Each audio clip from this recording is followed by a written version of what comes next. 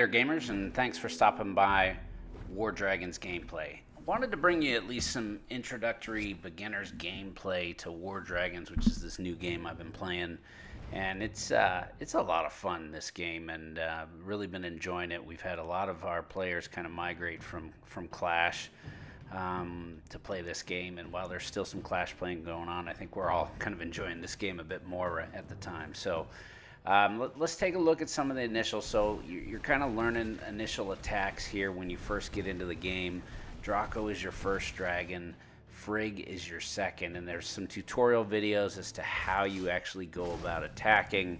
And then you go through and starting this initial attack is going to be with Frigg here.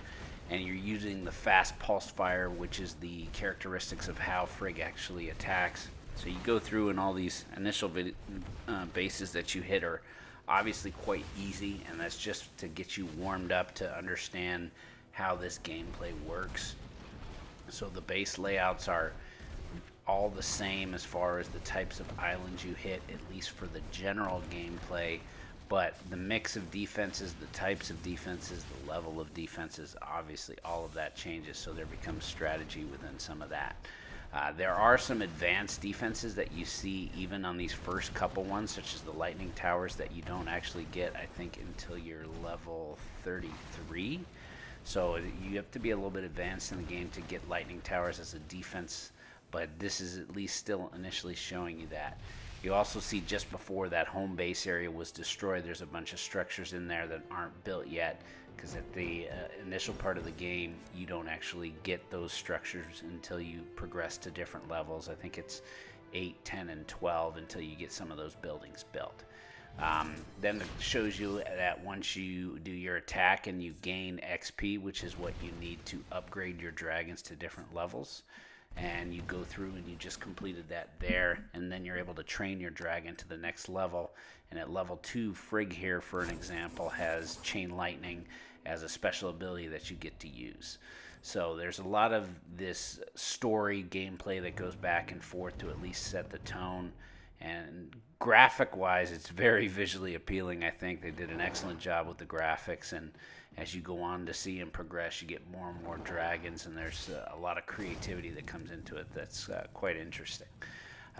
So the attacks are very quick pace. You don't have to wait long between attacks. You can attack back to back early on, so it allows you to progress and be able to go through and level up your initial drags very quickly. I think I had almost all of my first group of drags leveled the first day to expert, which was most of them were level 10.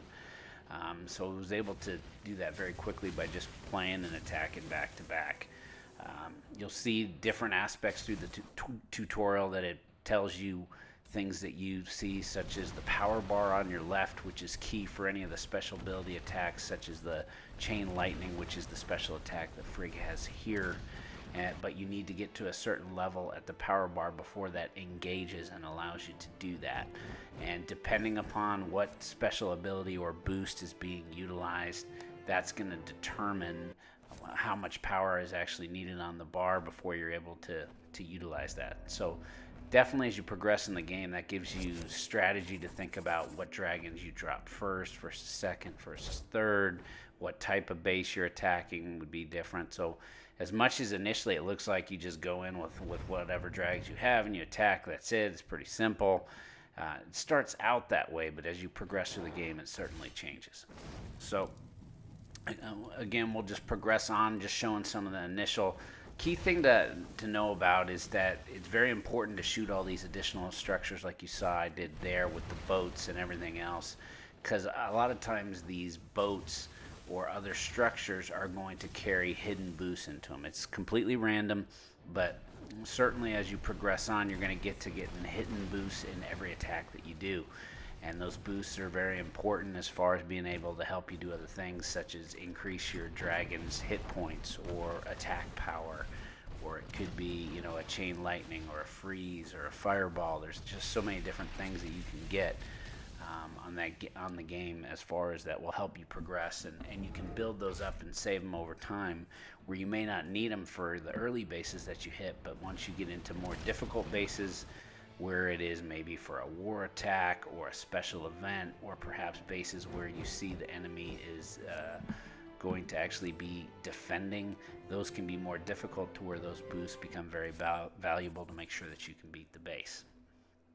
So again, going on, and as you can see here, we go through these attacks and you just go back to back and are able to take a look at the different types of base layouts that they have from a defensive standpoint, and just progress through that storyboard that initially comes on there. Now here's some of those lightning towers that I talked about that you don't actually get till level 33, but that you still get a sense of getting to at least see them initially and what they do, and they're become a very valuable defensive building later in the game, certainly at higher levels. These are all just basic levels and don't do much damage for what they are now, but the purpose is, again, just to show you the different types of defensive structures that they are.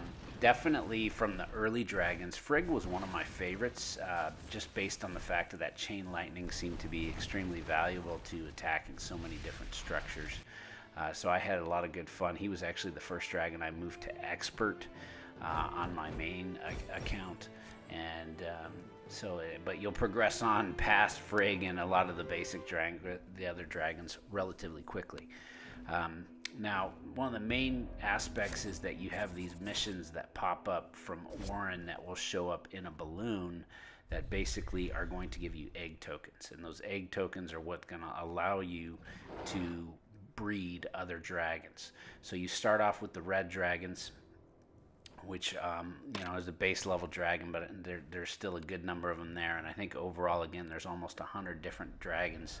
There are going to be various types of dragons. They're going to be broken down in 3 classifications of dragons, and then there's going to be different color dragons. So you're talking about red dragons, blue dragons, orange dragons, green dragons, gold dragons, and then again the classifications you have: warriors, hunters, and sorcerers. So those are the 3 different classes that you deal with, and they all have different aspects as to how you attack with them, and different strengths and weaknesses. So there is a lot of complexity to it, and as you progress through the game, that builds. So it definitely offers its challenge. So that definitely will, I think, keep the interest there for quite some time. Of course, we've been talking here about offense, but then it's defense as well, and you need to be able to build your defensive structures up to protect your base from being attacked, and that's how you level up. So you don't actually level up by the dragon levels that you have. It is based on the defense. So when you talk about the different types of defenses in the game, you're looking at archer tower or archer tower like what you have here. Then there's cannon towers. You have what's called a ballista, which is basically a poison arrow shooting tower. Then you have storm towers, you have lightning towers, and then you have mage towers, which we'll go through a lot of these as you see as we progress through the game. But there's a lot of different defenses, trying to figure out what's the best combination and what is the grouping. There's a lot of different possibilities as to how you structure that. But the important thing to note is that when you get to different aspects, in order to perhaps level your dragon to a higher level or get a new type of dragon, the way that you do that is you have to get to certain levels of the game. And in order to get to those levels, you need to be able to have defenses to push you up. So just to join a guild, for example, you have to be level 6. And then when you start to look at some of the other things that you want to build in your base, like I said, I think it's level 8, 10, and 12 are some of the initial ones that you got to progress to. So as you see here with a new egg being hatched, it's really cool graphics, and then all of a sudden got the new dragon coming out, which is Hexed here, which is a stone class rock dragon, basically, that has abilities of archer resist and havoc. Havoc would be a temporary boost to his attacking power. And so as you see, we got the first 3 there, which are Draco, Frigg, and Hexed. And you progress on, and you just see you go into the purple and the blue and the orange, all the way into the green, and then finally the gold. There's a lot of dragons out there. So really good job by Pocket Gems, the maker of War Dragons, as to what they've put into this game, as to the variety of different dragons that you're able to utilize, as well as the different types of boosts or spells that you use in combination. So So hope you enjoyed this video. Make sure to like, comment, subscribe, and until next time, game on.